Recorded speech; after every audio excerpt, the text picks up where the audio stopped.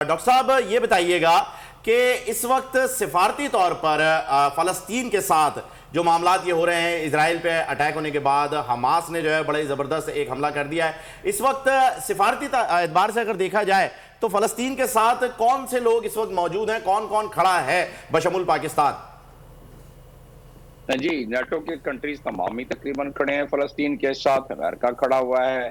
کل کا جو سیکیورٹی کاؤنسل کا اجلاس ہوا اس میں بند کمرے میں اس میں تقریباً تمام ممالک ماسوا رشیا کے جو ڈس ایگری کر گیا، اور چائنا نے بھی تقریباً استعمال، یہ بند کمرے میں تھا، کسی کو پتا نہیں ہے. جو اندر سے خبر آ رہی ہیں وہ یہ ہیں. تو لہٰذا دنیا تو ڈیوائیڈ سامنے ہوئی ہے.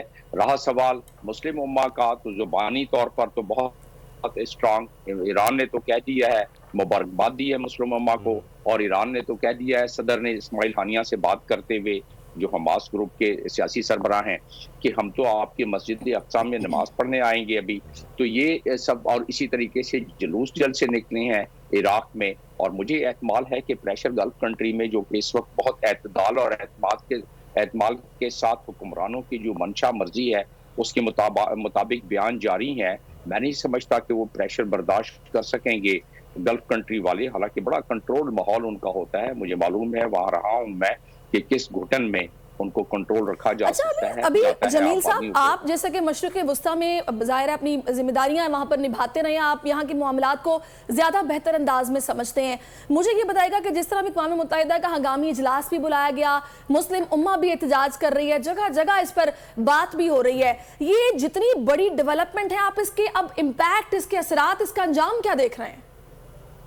دیکھیں، یوکرین کا جو آپ نے دیکھا امپیکٹ پوری دنیا پر، اور اس کی مہنگائی کے لحاظ سے، اور شارٹ سپلائی کے لحاظ سے، خوراک کی سپلائی شارٹیج کے لحاظ سے، اور تیل کی قیمتوں کے لحاظ سے، یہ اس سے کم نہیں ہوگا، اس سے زیادہ ہوگا.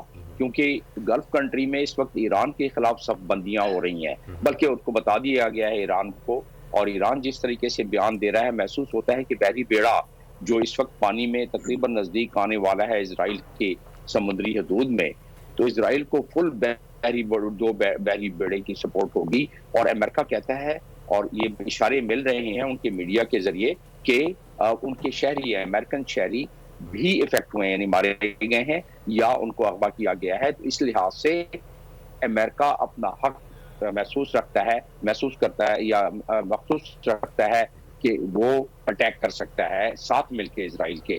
تو یہ اس طرح اگر ہوا تو ایران کے خلاف جو اس وقت گفتگو ہو رہی ہے کہ ایران اس میں انوالو ہے یا ہو سکتا ہے، تو ایسی صورت میں اگر ایران کے خلاف صف بندی ہوئی تو ایران اس کو ریٹیلیٹ کرے گا. ایران کی اپنی جو تیاریاں ہیں، اب سے نہیں بہت پہلے سے، کہ ان کے جہاں جہاں سلیپر سیلز ہیں، اور اس کے علاوہ جو ان کے اپنے مسائل سسٹم ہے، ان کے جو ڈرون سسٹم ہے، ان کی نیوی ہے، وہ اتنی بالکل جیسے گئی گزری نہیں ہے، وہ بہت سخت ری ایکشن دے گی. اس کا مسئلہ یہ ہو جائے گا کہ اگر اس کو بڑے پیراہے میں دیکھیں آپ، جیو پولیٹیکل پیراہے میں، تو اس میں کافی صف بندیاں سامنے آ جائیں گی. جس طرح کے اسٹرنگ آف پرل کی صف بندی ہے، اور اسٹرنگ آف الائنس کی صف بندی ہے، چائنا کنٹینمنٹ کے بارے میں جس طرح ہے، تو اگر بڑے پیراہے میں آپ دیکھیں تو یہ بات دور تک جائے گی. لیکن جمیل صاحب، بات آپ کہہ رہے ہیں کہ دور تک جائے گی، میرا کہنے کا مقصد یہ ہے کہ ابھی کچھ خبریں ایسی ہیں کہ امریکہ فائنینشلی بھی سپورٹ کرے گا اس جنگ میں اسرائیل کی. پھر یہ بھی کہا جا رہا ہے کہ کچھ سسٹمز انسٹال کیے گئے ہیں اسرائیل کے اندر، جو کہ وقت آنے پر، ضرورت پڑنے پر، جب حالات زیادہ کشیدہ ہوں گے تو ان کو بھی استعمال کیا جائے گا. ان کے پروپر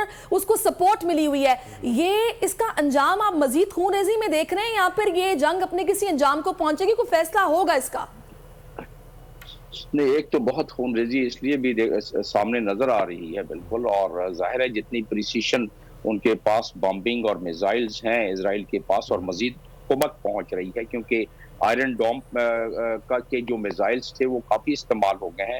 دوسری قوت جو ہے وہ پہنچ رہی ہے ان کو، اور اسی طرح پریسیشن میزائل، گائیڈڈ میزائلز کی پہنچ رہی ہے. تو فلسطینین کو تو انہوں نے اس دفعہ، مجھے نظر آ رہا ہے کہ کھنڈرات جس طرح بنانے کی کوشش کر رہے ہیں، وہ مزید کریں گے اس کو. اور فلسطینین کے ساتھ ظاہر ہے پاکستانیوں کی ہمدردیاں ہمیشہ رہی ہیں، اور کشمیریوں کے ساتھ، تو یہ بڑی خون ریزی نظر آتی ہے اس میں.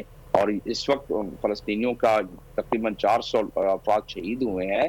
مجھے تو یہ بات ہزاروں میں، کئی ہزاروں میں आगे जाके नजर आ रही है। जो इजराइल ने अपनी 9/11 डिक्लेयर कर दिया है ना, आपने सुना होगा कि इजराइल का जो सफीर है अक़वाम मुत्तहिदा में, रिप्रेजेंटेटिव, परमानेंट रिप्रेजेंटेटिव, उसने कहा है अपनी तकरीर में कि ये इजराइल का 9/11 है। इसका मतलब ये है कि बंदी उस लिहाज से बिल्कुल इजराइल का 9/11 है। और अभी थोड़ी देर पहले हमने अली साहब से सवाल भी यही पूछा था कि ये फॉल्स फ्लैग भी जो है वो हो सकता है इस तरह।